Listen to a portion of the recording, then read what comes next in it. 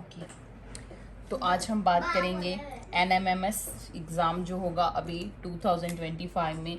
ये एग्ज़ाम जो है वो दिसंबर और जनवरी यहाँ बीच में होता है, कभी दिसंबर में या फिर जनवरी में। ठीक है, आपको ये ध्यान रखना है, इसीलिए एग्ज़ाम जो है वो 2025 का होगा, लेकिन अभी 2024 ही चल रहा है। लेकिन ये एग्ज़ाम जो है वो 2025 में होगा, जनवरी में अगर होगा तो दिसंबर जनवरी में एग्ज़ाम होता है।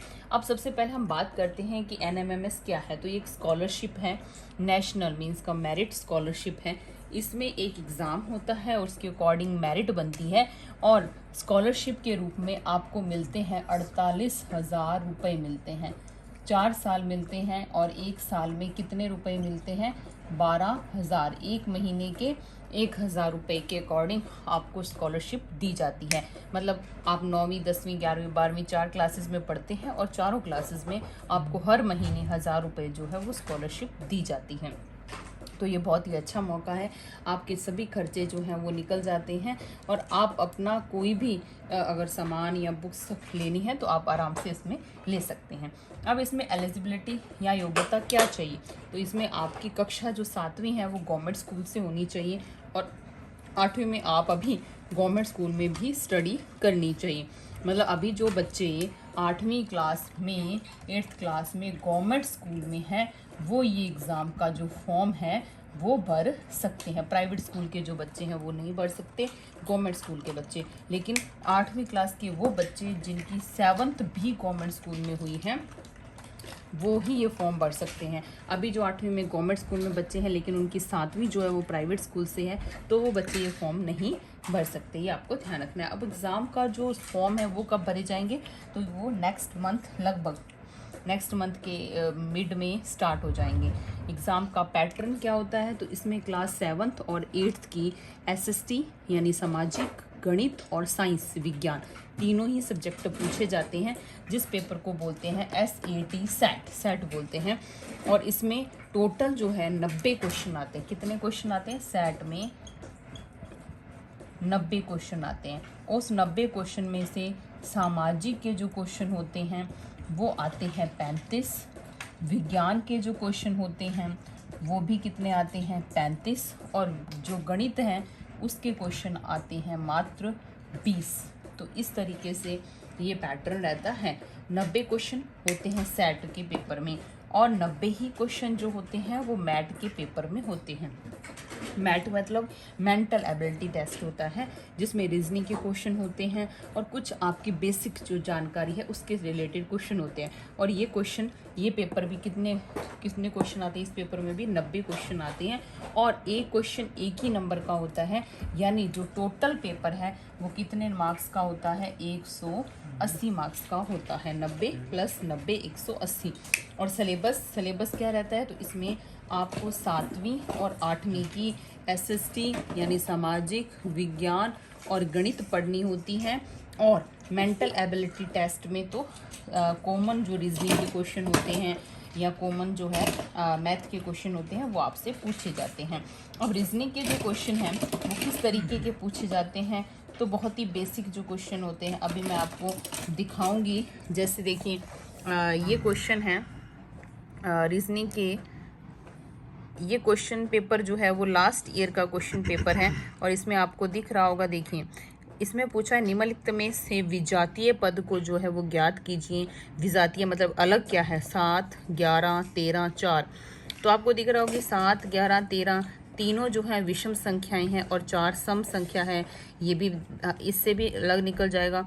और दूसरी बात है कि 4 जो है वो 2 का वर्ग है, और बाकी संख्याएं किसी का वर्ग नहीं है। तो ये एक क्वेश्चन, एक तरह से ये क्वेश्चन जो है वो मैथ का भी है, और इसको किस में दिया जाता है? रीजनिंग में दिया जाता है। देखो लिखा हुआ ऊपर, मानसिक योग्यता परीक्षा, मेंटल एबिलिटी टेस्ट।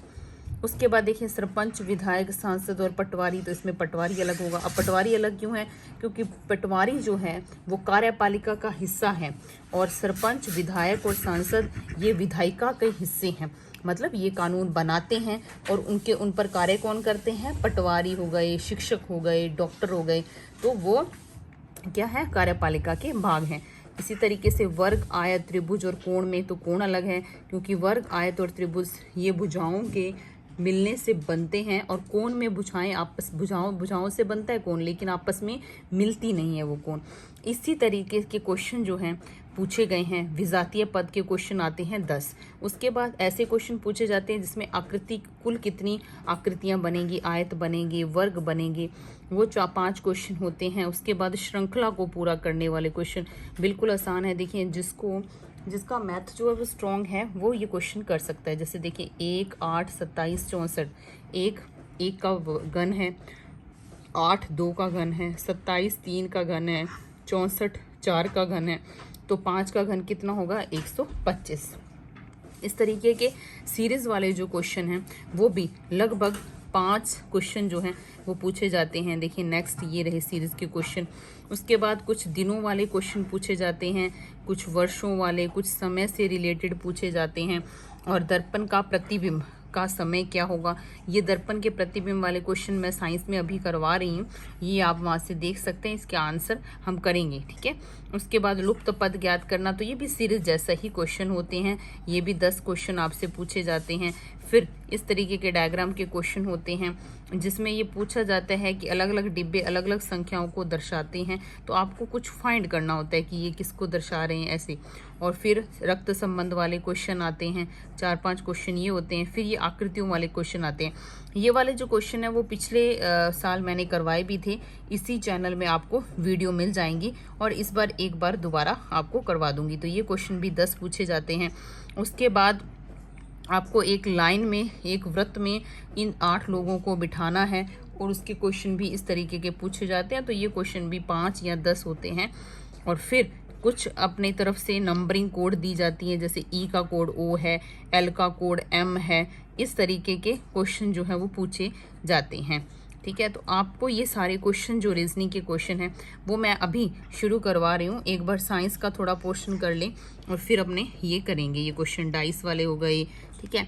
तो उसके बाद अब देखिए, अब हमें क्या करना होगा, ये जो है मेंटल एबिलिटी टेस्ट में 90 जो क्वेश्चन पूछे जाते हैं तो वो करने हैं। अब आपका सिलेक्शन कैसे होगा, तो ये मेन बात है। तो मेंटल एबिलिटी तो आपको स्ट्रॉन्ग करनी ही करनी है, ये स्ट्रॉन्ग होनी चाहिए। उसके अलावा आप क्या पढ़ सकते हैं, तो उसके अलावा आप साइंस पढ़ सकते हैं, क्योंकि एसएसटी जो है वो बहुत ब्रॉड हो जाता है। साइंस में हम थोड़ा सा समझेंगे तो हम 1-2 टॉपिक के क्वेश्चन ईजिली कर सकते हैं। अभी 2 टॉपिक तो मैंने स्टार्ट करवा रखे हैं, उनको करवाया भी है, उसके क्वेश्चन भी आए हुए हैं। आप देखना वीडियो में मैंने करवाए, हालांकि पेपर मैंने कल ही देखा है और क्वेश्चन पहले करवा दिए थे, तो 2-3 क्वेश्चन जो है लास्ट ईयर आए हुए हैं। तो आप अगर उसको ढंग से करेंगे तो आपके साइंस और मेंटल एबिलिटी के टेस्ट के जो मार्क्स हैं वो मिलाकर आराम से सिलेक्शन होगा। 90 + 35, तो ये कितने हो गए 125। और मेरिट जो है वो जनरल कैटेगरी की जाती है 120 से 130, इससे ज़्यादा नहीं जाती, ठीक है।